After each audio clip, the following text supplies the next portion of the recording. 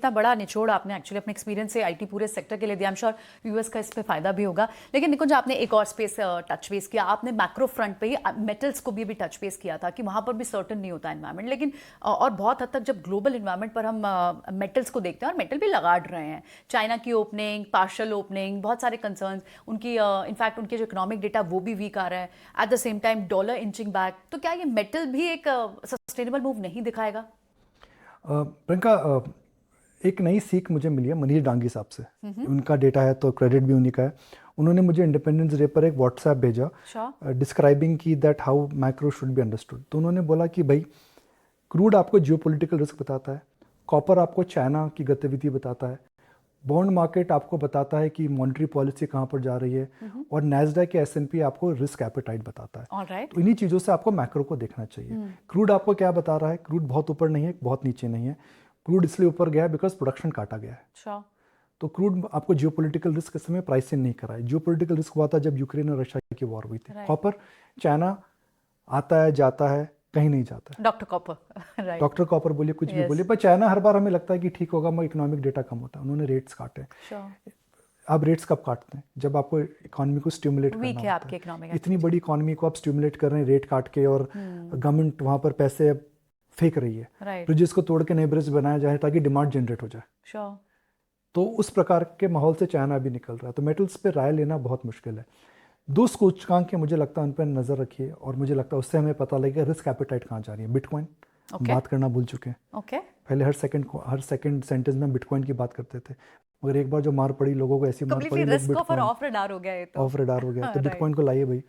मैंने देखा था कि bitcoin is one of the best performing instruments और asset class in this year because of the recovery trade, right? वो इतना गिर चुका था कि वहां से रिकवरी दिखी। वो एक सेपरेट चैप्टर है, उस पर बात करेंगे।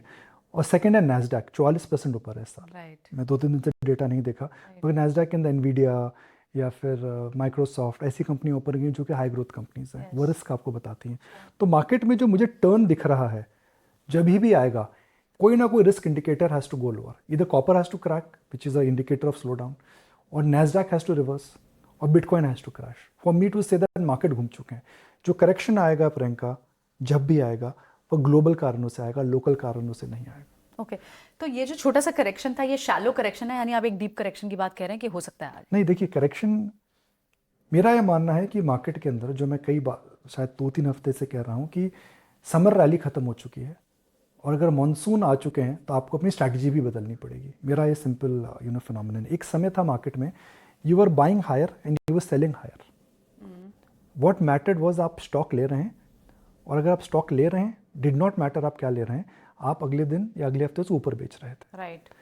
एक मार्केट में समय आता है जहां पर आपको गिरावट का वेट करना पड़ता है।